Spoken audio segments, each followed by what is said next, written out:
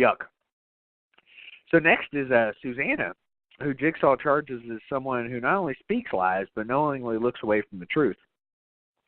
She's in a trap which will impale her in the eyes and mouth unless Bobby stands in a different machine and pushes a huge amount of weight up. He tries hard, but the contraption actually stabs him while he's lifting the weight. He's not able to handle the pain or hold up the weight for the required 30 seconds, and the lawyer is fucking dead. So now he's hurt, and Bobby slowly makes his way to the next room, where he finds a copy of his own book with his signature.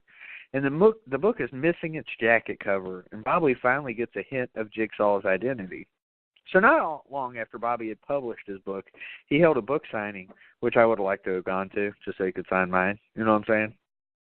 Yeah, and Jigsaw, too, just while he was there. Where fans, they're talking about their inspirational change that he brought on their lives. And, a guy identifying himself as John, doesn't matter if there's an H or not. By the way, I just have to tell you, every time Jigsaw talks to somebody, John Kramer, I just think about how awesome he is. Anytime he does it. He's intimidating, and the dude is old. How does that work? I wish I could answer that. He's just awesome. His voice is fucking one of a kind.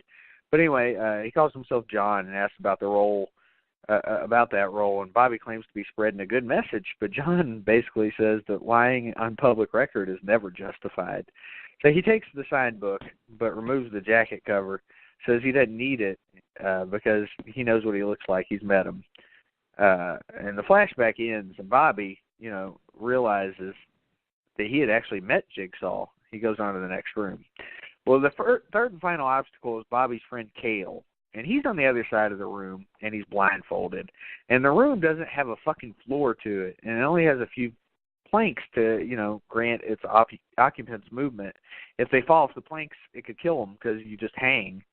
Hanging in the middle of the room is a key, and the two men must meet halfway across the room so the key can unlock Cale's device, because if time runs out, Cale will be hanged.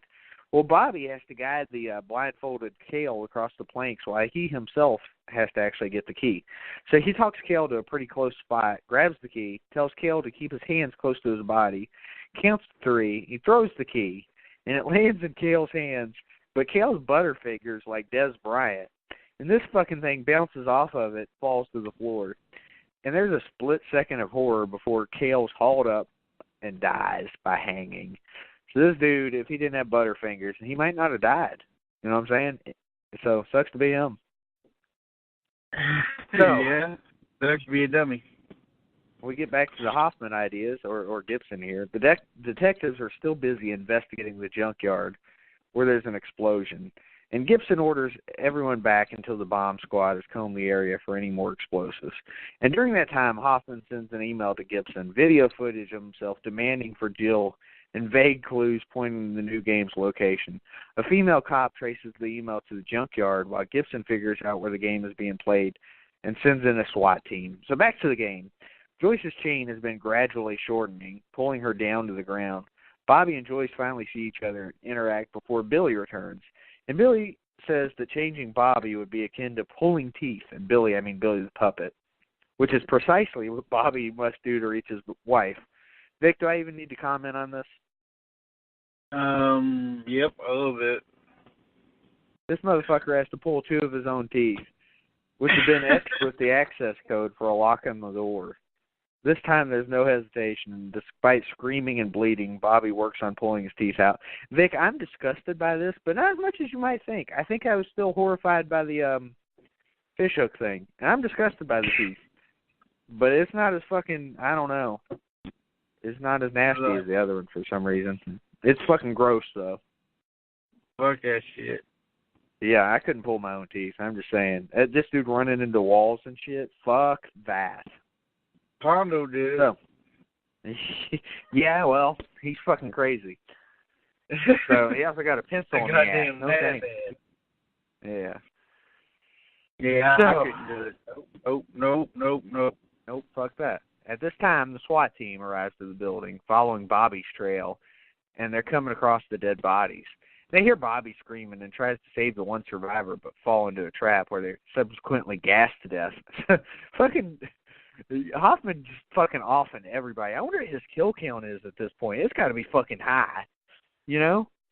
Yeah, fuck yeah. I mean, I don't know. So Bobby pulls out his own teeth. He puts in the code, and he's finally in the same room as his wife, but she's surrounded by electric wires. And to save his wife, the prize and trophy of his lies, Bobby must do what he falsely claimed to do in the book: impale his pectoral muscles with hooks, hoist himself high in the air, and connect two three-pronged electrical cables. His wife asks what this is about, and he admits that he was not a Jigsaw survivor. So he's only got 4 minutes left, and he impales himself, and he starts hoisting. Bobby's able to haul himself up high enough, and he gets one plug in his hand, but as he's reaching for the second plug, the hooks rip through his skin and muscle. Oh, God damn it, Vic. More nastiness. He falls onto the floor, and time runs out. A metal chamber shaped like a pig closes around Joyce, and she quickly burns to death in front of Bobby. And this is what I mean by, like, innocent people. What did Joyce ever do to anybody? What did she do to anybody? I can't imagine, like, Jigsaw letting her die. Seems like it would be tweaked by Hoffman because he's an asshole. She's an innocent. You know what I'm saying? Like, it seems strange, like the game has evolved at some point, probably because of Hoffman. So, back to Jill now. She's in protective custody. And at the junkyard, Gibson finds Hoffman's control room and discovers a body. And the body is one of the victims of the junkyard trap, and he realizes that Hoffman had been present during that investigation. He also recognizes the computer screens as monitors tapped into the police security system. And Hoffman's been watching them the whole time. And as Gibson realizes this, a machine gun pops up. Fucking sweet. It pops up from behind the desk, and it does a 360 while it's firing bullets. This is fucking great. And it kills Gibson and the cops. And he had explained his realizations too.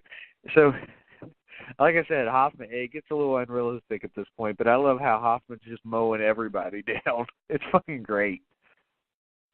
So, back at the police station, when a morgue tech, and I love this is some Michael Myers shit, opens a body bag, Hoffman springs up and stabs him in the neck. It's fucking great, man. Hoffman's just going nuts.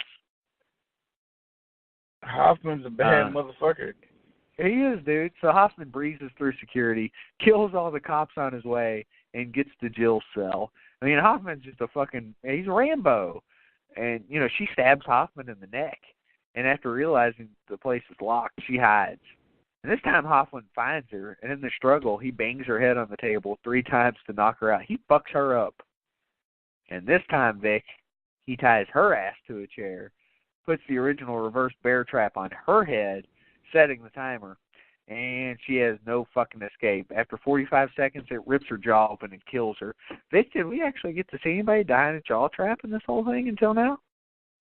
Nope, I'm pretty sure this is the first one. Which is crazy, you know. That's the end of Jill. She lasted a while too, Vic. Like since part 3 or so? Maybe part 2? 3, 4, 5 movies? She's been around a while. She's been around since with Hoffman, I guess. Yeah, so Hoffman, he walks out of this fucking place unchallenged because he killed everybody. He returns to this hideout. He puts together all of his money and some forged ID papers before setting the place on fire, destroying all of the remaining Jigsaw equipment. Hoffman's going to go free, isn't he, Vic? Nope. As he walks out to his car, 3 figures in pig masks incapacitate him. And the ringleader turns out to be the mysterious man with the cane. The same man in those Jigsaw survivor meetings, finally revealed to be Dr. Gordon, Carrie Elwes. Fuck you, Carrie Elwes. But anyway, he takes Hoffman to the bathroom from the first movie, and he chains him there. And it's revealed that after amputating his foot and cauterizing the stump on the hot pipe so that he wouldn't bleed to death, Jigsaw nursed him back to health and rewarded him for winning his game by making him another apprentice. Dr. Gordon was, in fact, Jigsaw's most trusted apprentice, assisting with the medical aspects of the traps. Dr. Gordon was also entrusted with Jigsaw's last wish to watch over and protect Jill. And if she's murdered, to see that her killer faces justice. Dr. Gordon takes the hacksaw away at the last moment before closing the door, preventing Hoffman from escaping the same way he did, leaving him to die. And as he seals Hoffman inside what will become his tomb, Dr. Gordon tells him, game over. That's it for the first 7 Saw movies. Kind of, well, I'll get into it in a minute. I'll drink while Vic talks. Feel free, sir. No. Give your thoughts. Saw 3D, the final chapter, part 7. Man, I bet this movie was so much better watching in theater in 3D, because I hate watching 3D movies not in 3D, because, like, all the gore is cheesy. Like, it's like shooting in your face or what it would be at your face, but I can't see it because I don't have 3D glasses and it pisses me off. That's how I felt watching. That's how I felt watching this movie.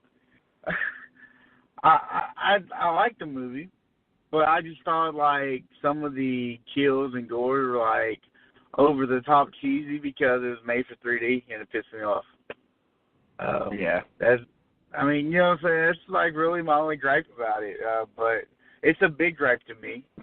But it's still better than part 3. I give it a 3 out of 4. It's at the low end of the spectrum, but it's there. It's 3 out of 4. I mean, but I think if I would have saw it in 3D, I'd probably give it a 3.5 because I love 3D. You know that. Yeah, I know you do, but I felt like at the time they're just doing everything unnecessarily in 3D. I'm glad that shit's kind of gone by the wayside. I mean, I don't mind 3D. They're putting everything out in 3D. It was fucking annoying. It but was. To talk about this movie, I mean, the big thing about this movie is Dr. Gordon comes back. We get possibly the death of Hoffman. We don't know for sure. I mean, he may have survived. Matthews did, at least for a time. We get the death of Jill.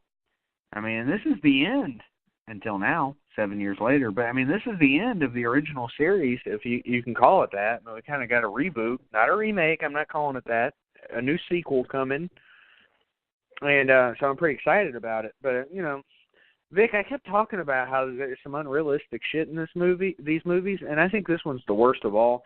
I just can't buy that Hoffman would just all of a sudden come over. A dude had to cut his own foot off. He'd be like the black chick. Be like, motherfucker, I'm going to kill you when I get a chance, So that's unbelievable. Okay. It just is.